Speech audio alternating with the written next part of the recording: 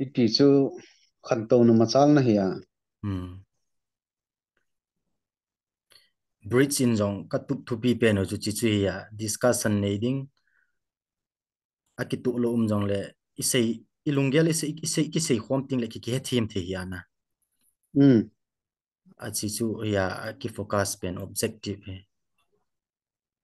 To khom jing ding ki khop na nei jing ding discuss ball jing ding chuteng la chun.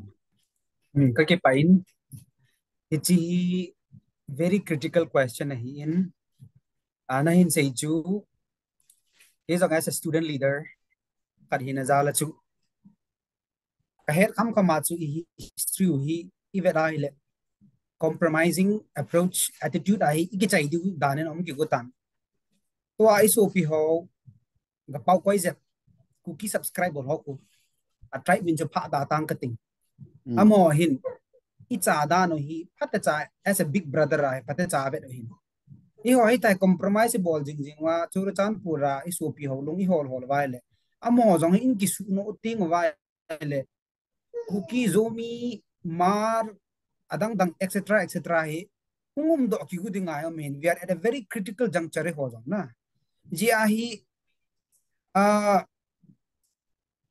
thila ki sei ji ting la a ching the hon sai pi lam jok thong ai ti ji ma I hon jong tu ni chana wang hi sai pi lam jok chu ki tho hin I chan ge ip du ham na a ham mong ta in adi dia head letter kisan mangcha chot bang ki sei very very very immature hi as a people's representative hi nazala I gal mi teo akipada dan chena gam dina se hoi hile ichi question hi chilang ka kisai sa nom pon ila wa hin Dr. Sun Thang Ho ki ama hi assistant professor Lamka College hi in Sir Dr. Sun Thang Ho ki ka ko na o hin za hi le sir hi chi thu hin nang jong Lamka oja khat na hi je achu Lamka dynamics tu phata cha na he ding ka ta asanin Sir Lam Min Lun sing sitin comment a hin ball na chung chona chu supplement ball thei na ne a le sir lung se ta in ichi cookie zomi marto or just cookie zo or cookie ti pen hi heated debate hi ta nang malungel na hin sei na hin share thei dile ka hin te me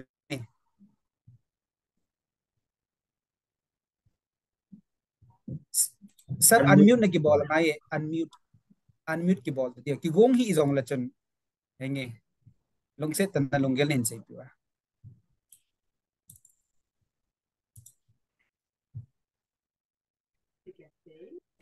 Hello.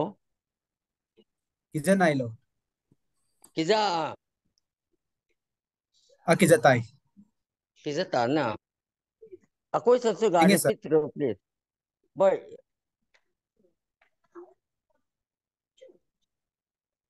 Hello.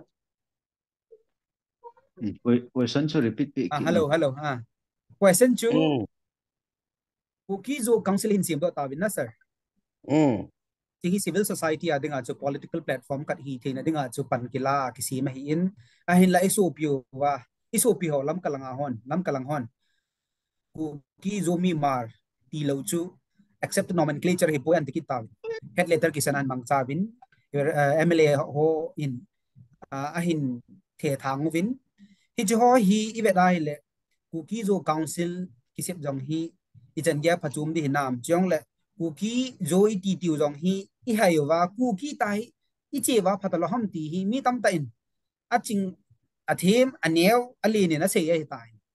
very critical juncture ayum ji wa chu nanglungel jong as a teacher in Lamka College Lamka dynamics ne hete te di na ti jo hi comment and ball thi azuana sei banga chu me ho in lip phangati tum phangati tai ma hong ka ti dan chu e ho hin mi accommodation hi ipi chan wa hi mi hin e ho weakness a la pau ke hi chi inga pha loi tai ti hi bang ka sei dom nãy thấy ba Thank you, hello sir. Zai. Very clear, very clear. cái gì đàn chú hiếm chia lệ historical foundation này chú quý hiếm historical foundation này chú ipi tam ham na khi chúng tôi ngài chú cái gì đàn chú nghe amma sa chú ấy bảo thọ lăng xí cái bún khóm là thế phật phật lệ ipi hiang là khó đam cookie sẽ cookie cho thế luôn là cookie rồi bị chú ta ta ít tiêu chú na ai là cookie rồi thì rồi vài ông chú lung oi đi lâu thì rồi vào chú rồi United thì kilo chỉ ban ai vào ngay back to square one thì thâu số đây thì amo nomenclature quite tệ đi pa chú emphasize support thì chú thì Adi. ba bằng hiện tại là bằng cái họ bằng cái giờ là bằng ấy hỏi in the ball kill heta kala ipinam tiale Christian khana chu zang panani chi yong he lawang chin tunia boy nei umlo katidan chu we are being hated, we are being killed, we are being butchered, our house are being burned not because of any other things but because we are key, because we happen to be a key heti chu he ka sei no si a chu e hon room hi pe vai asayo si vai yes ti vai a time will come when we will regret, and at that time it will be too late for us. Na, tiang suka say no me. Thank you. Thank you very much, sir. Thank you so much. To say you say very on point, very clear Hal ka that say it is time. time. Hal ka say All beda. Henge sir, sayo. Ga say di nga tu history kyong history kaya na. History kaya it is history yung look ki relations so from the beginning up to the end so. Iti atu aki mutu piham ti ale kuki ki mutu to a isu pio. Sita kong hill trek CHT ito kong hill trek kuki kiti kimin pa the first relations between Kuki people and the British so Chittagong Hill Trek 1777 established kitila first encounter nam so ai le amon Kuki tu apam na live so tu sana ai le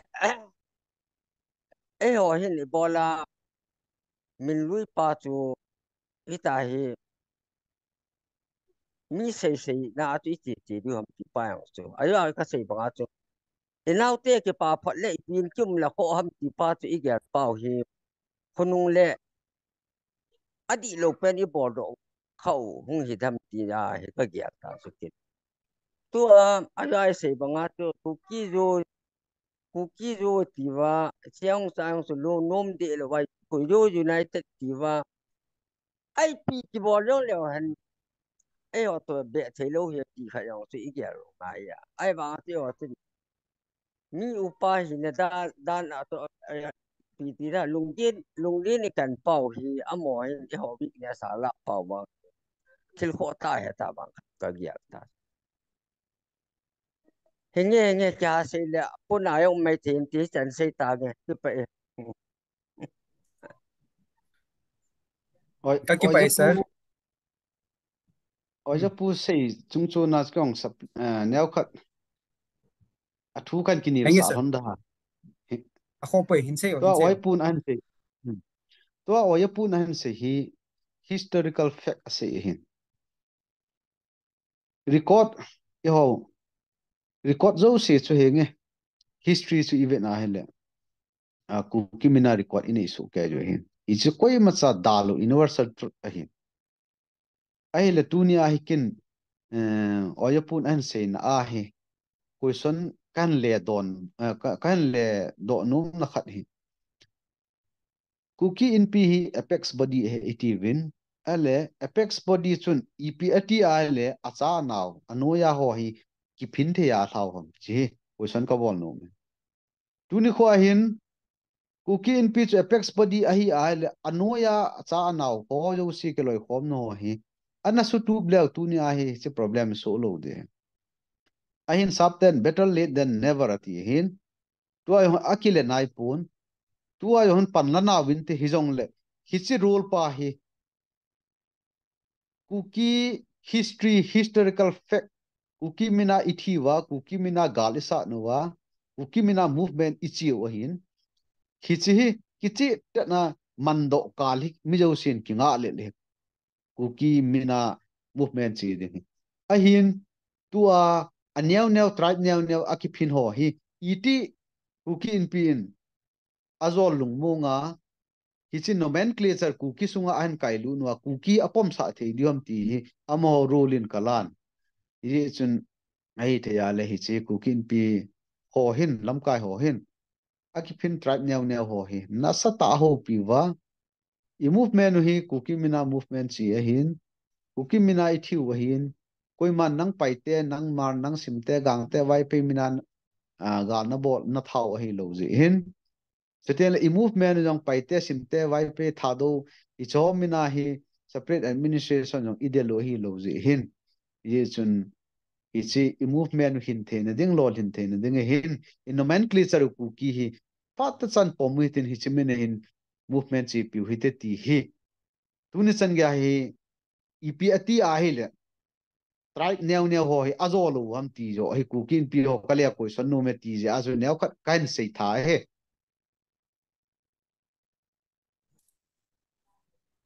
phai Enge sir ki pa me Dr. Son Thang chunga jong ki pa thu ka sein ama hi tu le tu assistant professor department of history lam ka college in pula milun sing sidin jong ahin supplement chu hi gela hi le in p role and responsibilities hi the bridge in jong tunia thu ki sei ho hi ilungila akikoin kuki in pilam kai ho adi dia kim lam kai ho manipur hi khat ve le hi chi thua hi nasata hung ki ho lim di he jong chu tia chu ka het sa hin tin ahin tunia imu do lam kai te nia ko na imu do chu itabangin ki to na di de jong le hen compromising attitude to hi chi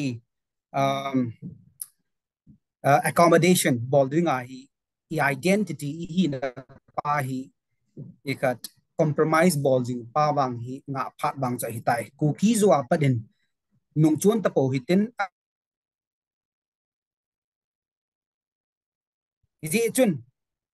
with that in mind question khat ama ban ka chal nom chu ikat tu chunga adi dia ku tu lam kai pa to kholim hi ji chun ku tu hi Sadar Hills apo in tu ni chan ge ai VV ho hi khat ba defense pa ta jong interaction akinin I want clarity to chat iwang chu jab lo ja chu general secretary pa kan do kit hin chalanga jong question hong ina ki dong pen chu VV ho hi koi vet call na no yam ham ku kin pin na vet call ham ai lo la ku tu na vet call jing ham chale somehow ho to VV ki ka hi EPT ki vet call ham iti coordinate ki bola hi banga hi chi the ham chi to the ham unlike Churachandpur na chipa hi lungse tensor ni hin sei pi the le chen kadai ka ki pa e question hi ikido ge za za o hin hi so hi he chin velte ngala hin ikita san tu di o hin gal phut lot hellowa in nei sungu abullanga hin ki vai hom na hi kisu ta in anaki bol zo pun a hin all in gal hi jingla thaile ki sai ding a hi lo zi hin new ka thiman bi to a mol tam thang iti win hilanga khun defense committee khat ganga gangin aki phut da in kang sumajong kang chup area protection committee akit iki nin kapsi tin akimin wo in leimokhong ayong leimokhong area protection committee LAPC tin akimin wo ki nin chuteng le cycle defense omin kung home defense om ki inin gun home defense om ki inin chuteng la phailang mall area defense omin khamen lok area amin chuteng le chingdai area omin chuteng la bungpi area omin hi so zo se hi ko tu chun nisia agam kaya kachi walam kai ho in volunteer ho kaga wi suidiu chu ha sat ji in zo abul langa jong kain min son in yaw zakat ama gam kai kaki vai pu so win ama gam kaya defense committee ki hleng do ho chun kichi vv ho chu samsa ho to ki thu in ave su ju win a kho na chanu damlo ai lo la ne la cha ho wang hi kat pe zo chanu chu he ko tora ku na ka pe win a hin hi cha hi headquarter in 100% a ki ve wang hi le me chang me lo wa hung ki tong kha hui lai area hi te le go to medical team hin Guwahati keh poi Shillong keh poi Dimapur keh poi Kohima keh poi Senapati keh poi iso hi 100% a hi tun chan gya go to medical team hin ichi adam lo ho akisu kho hi ave in ahi ne la cha lang pang hi aku tu yong chu financial income residual income nei ahi lo ji hin ama area chu kakivit suisa win ahin hilanga headquarter a ko na jong panhu na theisan aki panhu iti a chu hi chozo si chu to phat si a hi coordination kineya phona hi satang hang boi tai ai lo le phailang mu lang aboye kang chup lang aboye nu pathiman bilang aboye ti ho hi a phat si a ki kizam ana hi chidung lu ya chu headquarter a apex body dana ko tu spearhead bola ine yu hi chu a chu ko tu mina chu ilanga hi sipai hen lang DC hen lang uten la center langa ko na kiza mat pilo a kho jong le hiti ai na to thil bol hi ki bola hi chiji hin ki waipu na wang hi tun chan ge hin coordination hi a hoin hi chin na chung chu na hin inam sipai ho win jong volunteer ho se ingan siu le I ho jong ikitu ungai jin I ho a jong hi unified khat om lo kho e ti hi an gel khom ki tawin UPF chairman pa makai na in ichi unified command hi an sim do win unified command hin amin chi wang chu sei pung katin anum pun unified command kichi ta umin kichi unified command chun tua samsa ho se hi patta cha ama ho in hilang awa ni tiong le me chang me lo mi sol bewa lang awa ni tiong la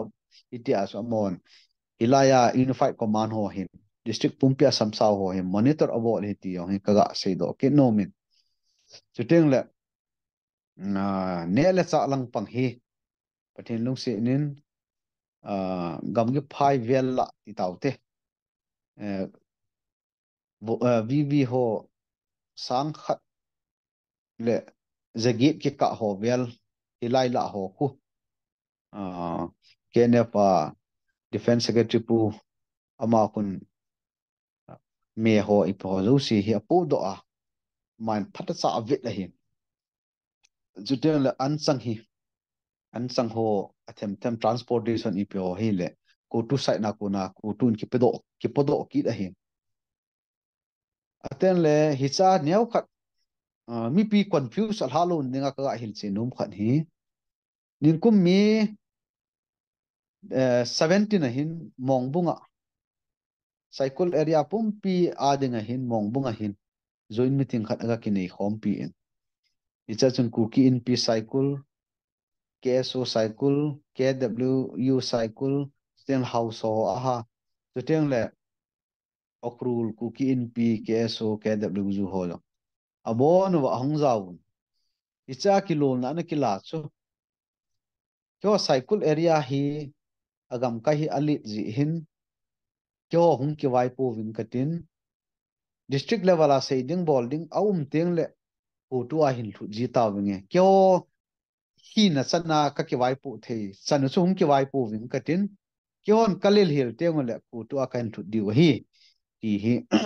ama ho in request abol dung zui wa chui chi ni khu a chu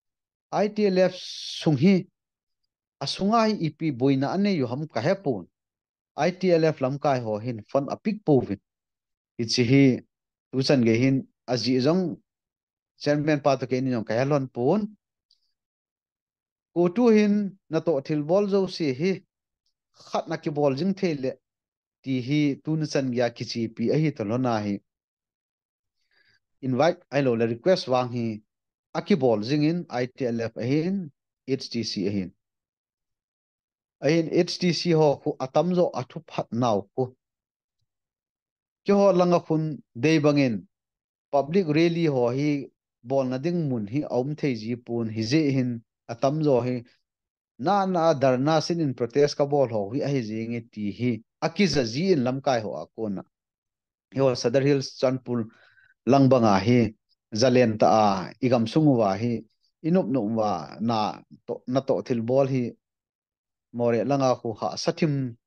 min asei jiwin ahin zawang aki kizama jing thobin lamkai cheng ho hi tu chunga hi inja hospan asei hi nama buffer zone ke nadinga hi Manipur government mai lewa chaten le Union Home Minister amo nasat a plan a hiano hin ichi a plan a success se nadinga number 1 Assam Rifle chondo ding hi hungki sei kha hi ala Assam Rifle ki chondo ding pa hi pathin nung se nin Assam Rifle hi ki chondo loading signal hi a hitan ala hichibana hi policy program ho hi a khian ka wa hi pathin thilgun timai lew han asel gu uten la nam khat tha chimit dinga ai lo le nam khat chunga ki chan ge ya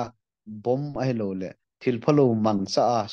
su gam jing ning ti a anake ho na pau ki amo sung ki to lo je a hi chi audio record hi hung viral kha ai nung lik kha hin hi chi ho dinga hi a I plus point nu ahin hi chi wang hi chi issue hi MLA som ho yan nasata in hi chi an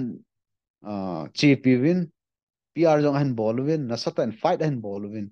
hi chi gal hi separate administration movement ilol hin the ni di ithu hum ki sei the ni di lampi khat na hi hung pang ding hi ja hi chi issue wang hen nasata I bolwa tua abolo lai ITLF chuchanpur ahin more ateng no pal lang ho ahivin HCC mina iso hi kilung khat naw her sa na teng le jiri tamyang lon langa hi jong le ichiwang hi ka counter part ho iso jong hin tuna ikyo naw hi nanangai kha to wele ichi hi ahi thele no hon jong agan na thela man hin go no wa na sata ikito sot no wa hichi hi gal hi izo gu te na di wa hi ball thei chan kilung tu ta I ball duty hi team na le taw na kan nei he ke pa me sir ke pa me panala danu akichinin coordination to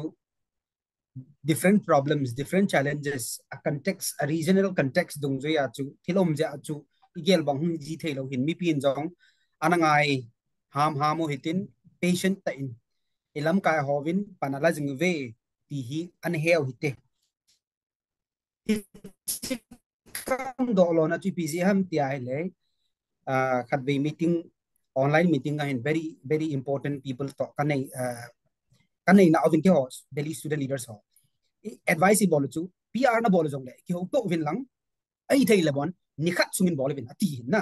chele rally bol dong ni khat dia chu ti ai le chun news coverage bol news coverage hin bol ho jong khun amom nga tu nia ku tu na bol ho chu coverage ke bol kha le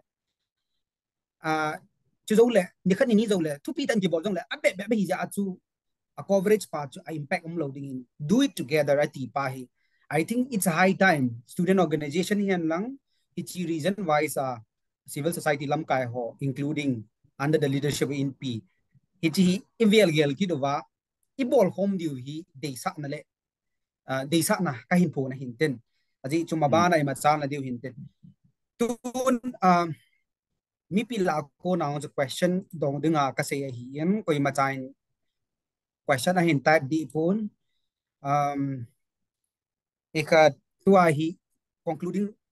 conclusion lang tan lu taw hitin pulam milun sing si chunga ki pa thu sang ta the bridge talengin kapungin dunia leaders mili ki ho pi dinga plan ani ki go hen boy na za chum chum ane ji vin adang hong thei pu vin hi jong le pulam milun achang se hi jong le do di ho zo se ki dongin chena jung chona aman jong akidong ho zo se ki che tan hil je na nein mi li se to aki hit na umpon just that churu chan pur context chu it lef apar ach ki za no mahin hoi hi le midang phat dang le in bol du hin tin chule doctor sun thang hokip assistant professor sir na chunga jong ki pa thu the bridge selling in kan phungin aji chu nangin inputs na in pi chu chan gam kana as somebody a historical context nei ta thil na in sei hin mina sei ji na mawin ku ki hi ni khat ting le sum lui hol aung ki hol he ti na bangen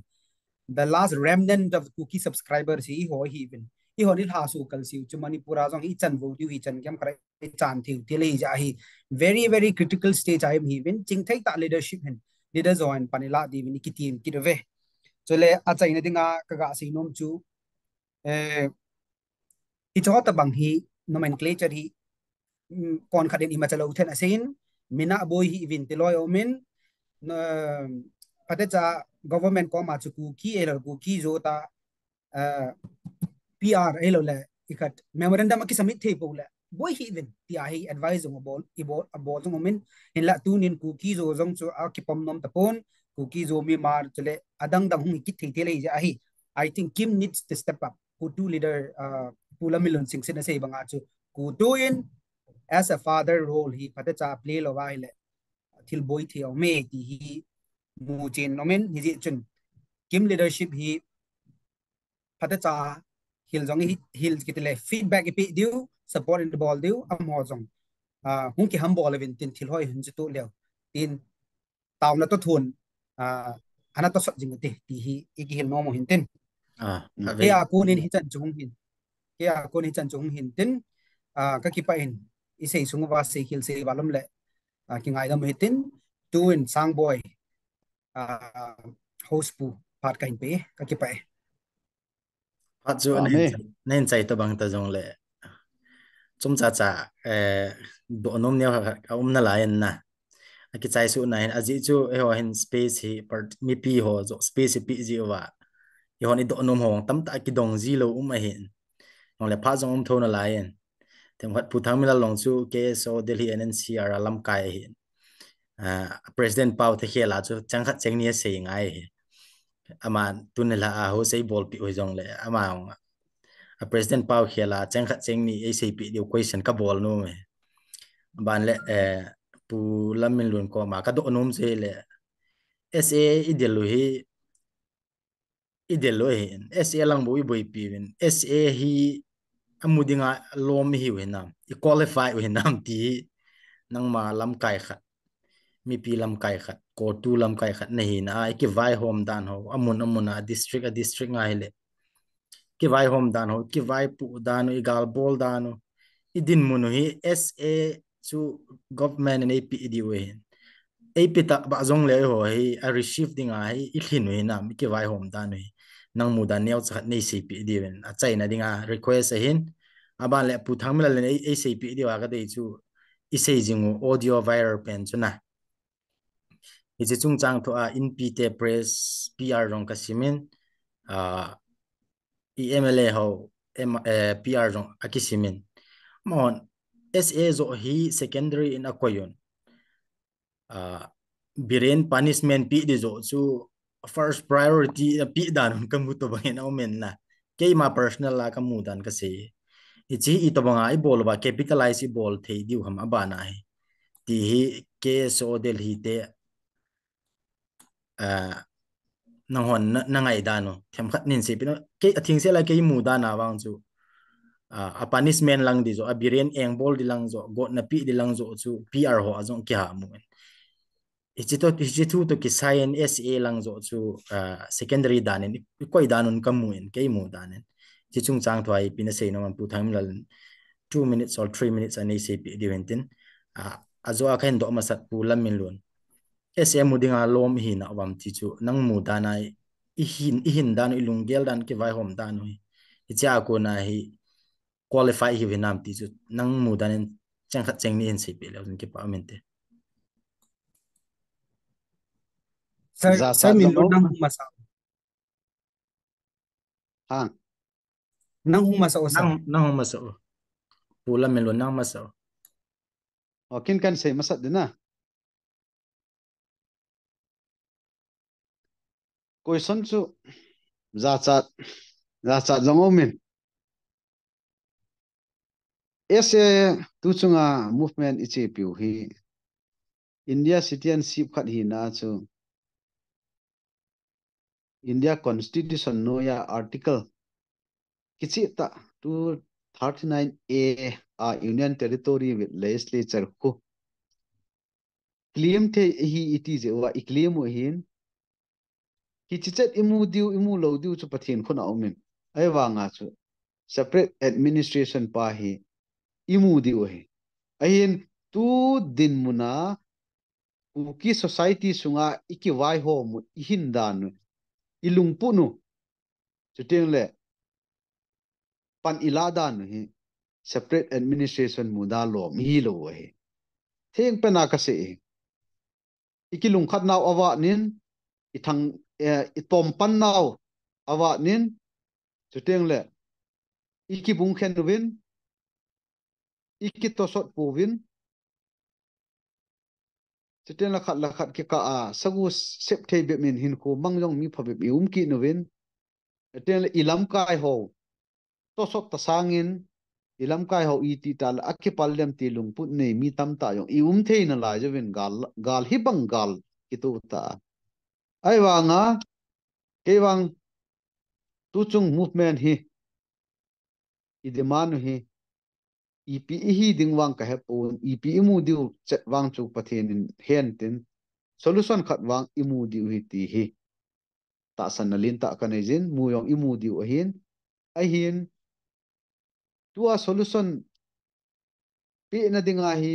idin munu hi pi the hinam ti koi san nei do pa wang hi zat dangin ana za dan tin mu pi the dinga lom nammi te wang hi po weti ka sei do no me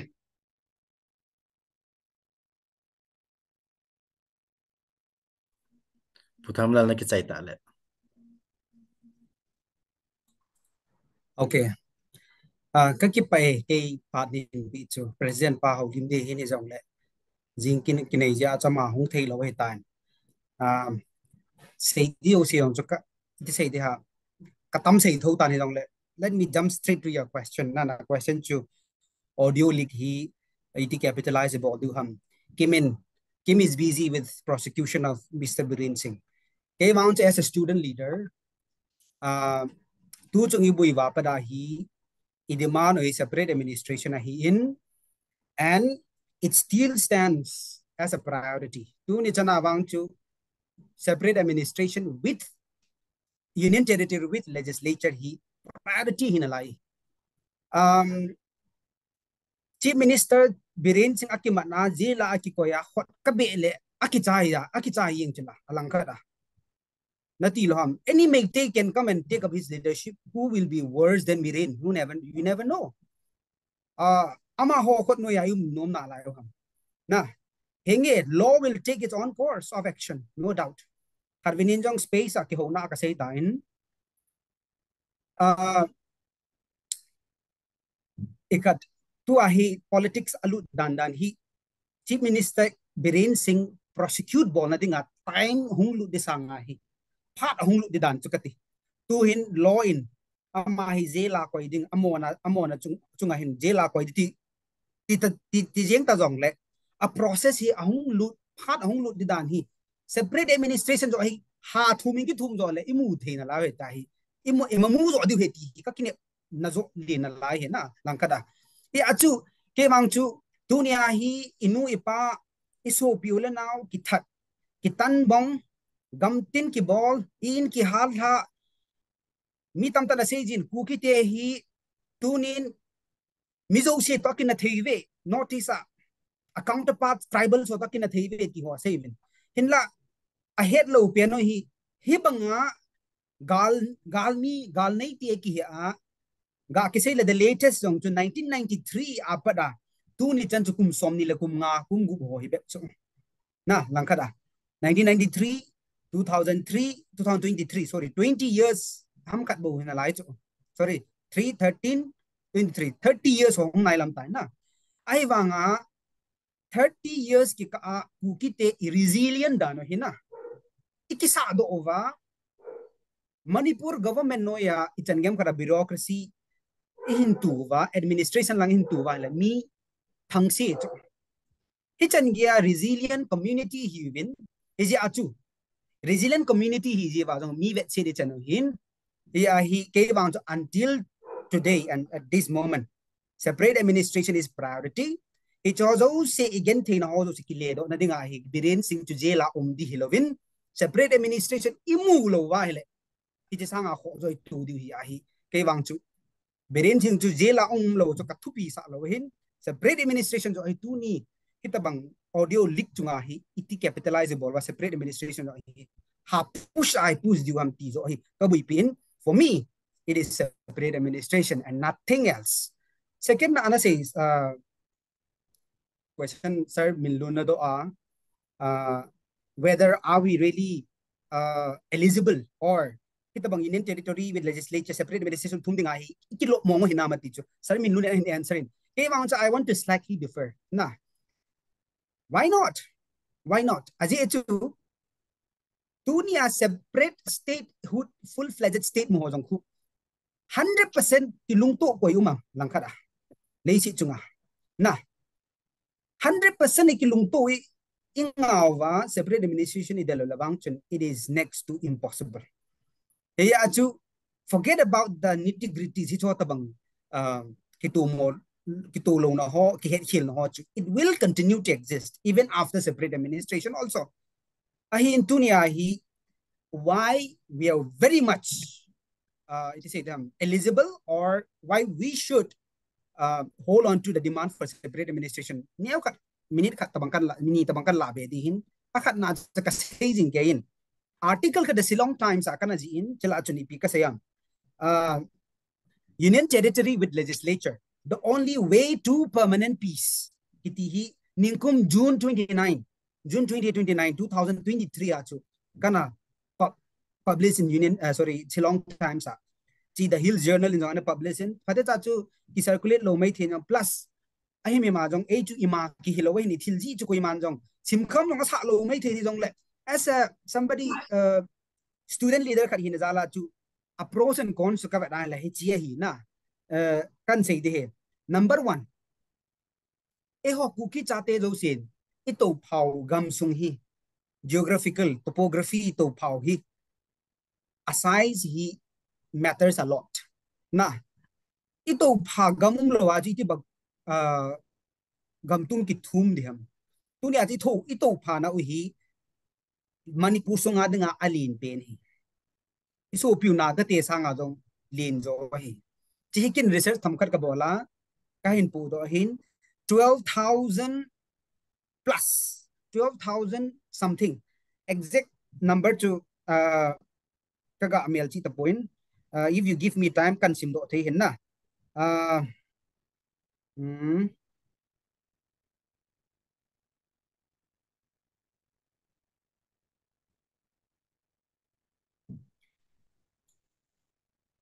phat hung lut khadi hin ka hol mo na ipi le 12,000 chla me dunia hi Parzol hiya Churachandpur hiya Chandel Tingno par Kampu pi hi agoma hi go maile I to phana hi 12,641 square kilometer hi jo the total area of Manipur to 22327 22,000 22,000 la 13 tabang chu I ni to phau na mun chu enge langkha den ga si ding Chandel Tingno palla jong kun Amy sorry Kachana ga sitaute new subscriber of Naga nomenclature nation aumen na tamkat na amo ho chen na ho jong ku ho jong ga si dinga tameng long jong yum ki devin jireba ma jong yum ki devin chele ikat ukrul kisana jong yum ivin yum na ho hi ta hi ikil he the ya hela na igam to pau hi lin pe nei cho ai chi a chu ga si dinga the state to te ka the chu Tripura in neighborhood of Tripura hi asai ji jat ham 10,491 square kilometer hi cho Tripura sangai to pau hi lin cho a population wang thing yan hom na hi jong agam thu ka sei hi Sikkim chu jat ham asai chu 7,096 square kilometers right Goa chu jat hi ong Goa chu 3,702 square kilometers hi cho Puducherry chu jat hi ong 479 square kilometer tu ne ai thum pe no chu union territory with legislature in the model of Puducherry chu just 479 square kilometers including Mahe Karaikal na Puducherry na hup jo si khu chuti ai le Daman and Diu yong 102 square kilometers Chandigarh yong 104 kilometers square kilometers Lakshadweep 32 square kilometers Churachandpur sao neo cho Kampu pi sao neo cho Union territory cho langkada chuti ai le chun lung neo lo di hi igam to phau in historically we have evidence proof that this is our land chipa chu hin ipui pate jong galan sa robin ayen an pang robin Anglo kuki warmin tunin he thim lo hon Anglo kuki war khati nan ji wa academician ho kitchen gya pan lo ho dem na nin that's this is dam het sing bukim lo hi ji in na an het he may with him it chot bang evidence that's a hin bol do kuki research forum under the leadership of who Dr. Thongkalar Haukip, JNU professor, Chukidle Dr. J. Guite, tua Nagaland University professor hin. Adang dang na, ana bol ho hitunia he evidence hoy macha community na nailo chigyal tao. Hicho tabang hi concrete evidences in ewi hin, ipan la na ozong aine azong First World War hin lang ipi hilek evidence umsahi. Iji chun lung neo pute. Kilung to ji achu union territory with the legislature to imu diu dong to hilo mai the hi although it is important his ong le tunia want to let us not lose sight of our focus if focus pau hi jang penai bet di separate administration union territory with legislature in the model of Puducherry hin hi chu aji chu bija 1 minute kala be no min Puducherry chu bija kisai ham ti ai le Puducherry ko vele hen Mahe hu Andhra Pradesh langa aumahin chukil la Gujarat aumahin khat Tamil Nadu sorry khat Kerala aumahin tela Puducherry khu Tamil Nadu sunga aum ki dehin ai wanga chu administration khana ke vai pu thina lai chu hitabang provision to India in anei hin na ya chu lungneu pu hitin tun churachan pura ki cheng khomen kampu pi akhu tin chandel tengno pala khu tin ti rong hi sei pu te I het hinglal ju hi provision constitution naum sa hi model jong om sa hi Puducherry model ti hi ha noi no diu ha panai pan diu Biren Singh kimat lo zela lo chu the law will take its own course but our priority our demand from this criminal chief minister to hi aile audio leak apar aile separate administration to iti bol waile igolu chuna score wa imu thei du ham ti pa hi kimin jong ha gelin gelan lang student leaders on hi chi ka gel pe ne ti chu kan sei no me ka ki pa Thank you Puthamla ki pa me achai na lang jong hitan til khat chakhat ka dong kit no min sarlam min lun audio wire chung tu ai tuni yong protest ne veti zo in ki pat na lang in on sin ki pa men nang chi a hi kimte chu Puthamla sei dung zuile ke mudan dung zui chen ma Biren Singh punishment ding a chen a busy danwin kamu in kenzo ya nang ngaidan na perspective chu I to banga capitalize you bol di ham ai lo a hele I chan gi ai phat chum pi the yu ham chu ichi thei kit lo wa aman cha dan thip lo wa le pan na kit lo de hin na ji ka la chu nang ma ngaidan le tuni na slogan ho jong chu pt na bolo wa na lunggel dan nong hin sei thain lang them khat update nin bolu wa chai na ke ding en o ki pa me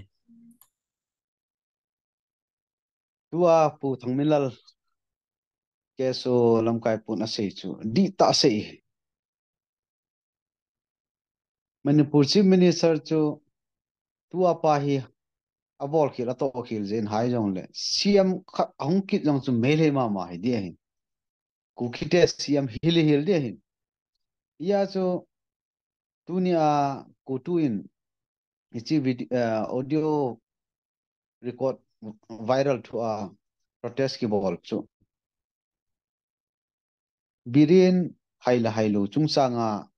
hailo le birin punishment hailo le birin hi hiti bolun ti pa hi kya focus lo ahin kitchen ge ya state head khanin community khat chunga dan kala thil abol ahi ta le kitchen avit sa so ku kite chu nam phu a separate administration separate hitawin ati a tuni a separate kahi ohin hichitok kilona chu central government no tuni chan gya ipidinga silent anu moham birin chuna ta san na la yu ham i chen tunia ku kiten legitimate ta demand ka bolu separate administration in the form of UT with legislature pa hi agan na thei penin hi chi hi solution nei pivin ti hi a narration hi langzo a chu ka hi jowa hi chi protest ka chi o hi ye chun tua mako a counterpart hono abol diu an bol wa hi le hi chi narration langpa hin hi chi the han lang inja puthang milalin asei banga chu birin hailo ai lo le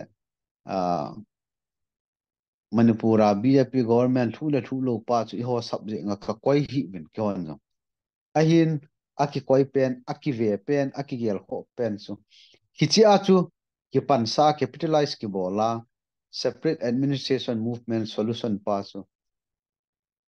aga na thei pen na nei bol pe unti pa hi a narration hi kain si muwa kan chi pi o hi je hin hi chin narration dung zu ya hi counterpart dang ho jong hin hi tokisaya protest abol di wa hi a hi le request ka bol no mang chu birin hailo action la lo pa hi focus ha bol lovin it's a separate administration movement pa expedite ahi a it's a solution ohum theina ding lampi pa zo a hi protest in bol su ke ding win team na taw na kan ne ye ki pa me a hi di dol ta a hi di ta a he na chi chuna ba na hi chai na lang jong he tan pat jong hi pung ni ang ling tan pula min lon nam mi pi te chi hi zo ting le social platform za na ken ko di hin na nam mi pi te mi tam te nen vet di hin thumop na nei no mam ai lo le pi sei pi no nam mi pi te het dinga sei nom sa nom na ne ya ai le phat som khat na la the na lai sir henge nampumpi thalheng chu ki hi jong le Sadar Hills Kangpupi is a district sunga lamkai khat hi na in kichi platform mangcha hi tuni kho a hi kanam mi pi te ku ki zo cha te koma appeal ka bol num hi inzo a ka sei pa chu SA solution pi thei idin muni yum po ve kati na pa hi hi naw zo hi ka sei hin a status su puthomlalin nan sei chai tan a status su amu thei dinga lo ta mu yo imu diu hin je chun kanam mi pi te ho mi ve mi mit ve na ki to mo ta hin khu iman pau hi hi the ya hi le mi mit ve na tu apa na be kilung khat ta ku ki zo sa te hin kilung khat ta movement achi pi wi ti hi hong so do the na dingin nang jong pan na umin ke jong pan na umin hi je chun aneu alien aching athem angol kitilovin itin kilung khat ta pan la khom jong itin tuting le tu chunga separate administration idel pau hi kamu lo di wa hi kimu ponti ti alung sai nan nei kanam mi pi ten khau jong le ki chi hi pathin mapuina zala pathin henga tauna thahat zala tuna san gya bon hichan khat walbe ihung chewa ithu hi phadesa central government he na aum theita le solution hi imu te di o hi ti hi kanami pi te hokiniam lel po hi tin mu yong imu di o hin bible ta san chu na to chu ta san chu na to be ya athisa hi ati bangin i ho yong hin tu ni khu a idelu itu pau hi ita sanu angayen ita san nau chu alol hin na dinga chu i ho ikilung khanu angai ti hi kanam ni pi te ho koma ka thumop nom pen a hin mi hi win lam ka yong athing pon chu teng le mi pi yong i hing po win koi ma athinga yum po vi hijong le khat ki to sot mi ten tu ni a discussion i bol bang wa hin mun tin a jong a hi the discussion bol jeng hi tin ilung khat ta in creative idea hi podo ko mo hi tin hi chu chu nang la ke individual a isei thei ta lo yong le isi idea hoi lung gel ine ho zo si hi lam kai ho ko ma thu jeng hi tin hi ti hin khununga i masal thein devin panna sata la jing dingin tuni hin kan nammi pi te ho zo se ku tu thalengin tem na le taw na kan nei jove ki pa ki pa me sarla me lo thamla anything Ka say nom chul concluding remark student leaders hoi hi ki gel neu po hitin ke jong student leader khat ka hi inspired hi na di wa ka say nom chu Bangladesh in neighborhood of Bangladesh hi example lain ni di ka dei sa in aji chu student leadership hi gel neu lo ding hi in phate chai ki lung to a panila le aims and objective ki chinta a ineya panela ile we can even overthrow the Prime Minister of India, or example two, we can overthrow the Prime Minister of Bangladesh. We overthrow him. Na, it's all the bang tha ki nahi student organization, student leadership. Yeah, student community is very powerful. I wanted to misuse body katina in, but dunia hi na pau hi powerful na pau hi mang chao hi din dunia civil society organization adang dang itu peno separate administration hi student organization in ichan gam kada pan ila na take chana ba pan lao hitin let us not lose sight of our aims and objectives. Separate administration hi iki sa do na diule iki do na diu ahi in nothing else. Chichuka ga say no me student leaders or koma. Thank you ki pa me achai na ni tau tin to hi achai na tau na hidi tan koi tabang participant hola volunteer tau na khum khana tau na ei ni pi no mu wa ai le phat ga hongoi te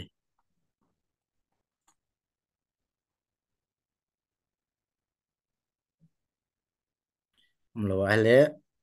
kho hin ki pa am tho tho ven tau na nei masangon ki pa thu neu ga seng ka ting tu ne tha zo hospan nong seitan tu thang na long seitan mi li guest speaker mi li ding hen mi thumi aboi ta zia pu lamin lun ko tu general secretary ama le hong zawai tan he jong le ki pa amin nammi pi te lung boina tampi jong asu khlap ding ka ta sen tu ne la discussion he tu ting le hanzo le social media a hin wedding ho hen abang khat a he thim lowa namlam kai hon YouTube platform a thu sei now he ti yong aumen question nong za ro men chi chui lovin the bridge zo hi platform hi na ho namu theina diu zo a chu YouTube ma chu kin koi pi ji ni ve ti chu su thing na ga ni na confuse ji bin chu ting le a hi thei chana commendable ho jong positive ni sa de ben nammi pi te kan tim ki nen chi chan ji tan tin tunel ha adingen nge phat zo si chai thi ta zo win pathin hinga phangwa na taw na ke man hin nei ngate taw bute lu sit them pathin na lungsit na nangai lu na kitang ta tu na sengin na chate ku kichate nei chan na lai jovin ka khunung hin khulam piu sei khom thei dinga tu ni hla jong the bridge ti a ichi platform mang sa lam kai chengin to gun a hen ni wa ichi kalunggel ka ngai to ho ka sei na diwa ka kipat diu ko nuwa taw na kaman naw yang nang mai nei san pe wen boy na i ma cha pun ka keu sung win jong ize in na lungsit na ngai lu na kitang ta nei chan witi ke za lovin na sa hen ki pa thu na kom ma kan sei na he ma khoi na he pa thu na hla ka sei do hi ke ho kuki zo cha te adinga kitil kho na apana chuteng le kuki zo cha te ki tha sim na apana chuten la kalam kai ho kanam lam kai ho lungsunga jong he pa hi ti a chu a thunan sei ki na ki lung khat na ki pum khat na lung khat ta gal ka sat nau pa he ka zo to ka siwa ka ki lung khat na wa apan the na dingin tu ni la ka ki ho na ho zo se he mem hi na ka sei wa lo ka dei sa be se je wa nang ma lung dei lo lama ka sei khau om kha yong na nang man nei ngai da mun lang ki ho nama dinga phachum ka sei do ho zo se he ha pa nang man athona ki le sa lovin kanam piu wa dingin juten la kamako wa separate administration movement lol hin na pang dingin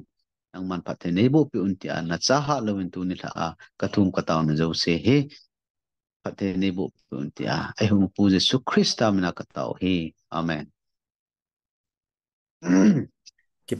ki pa ome pulan melon enge ki pa ome pathenin pathena bu he o chi na thip na pejing enge ka ki pa en ho jong pathe na bo han lang ma khwa jong hin bol zom jing pe dingin kan tim ki nu ve nge ka ki pa Nghe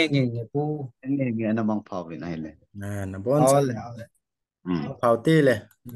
ai Mang mang pha phaw mang pha.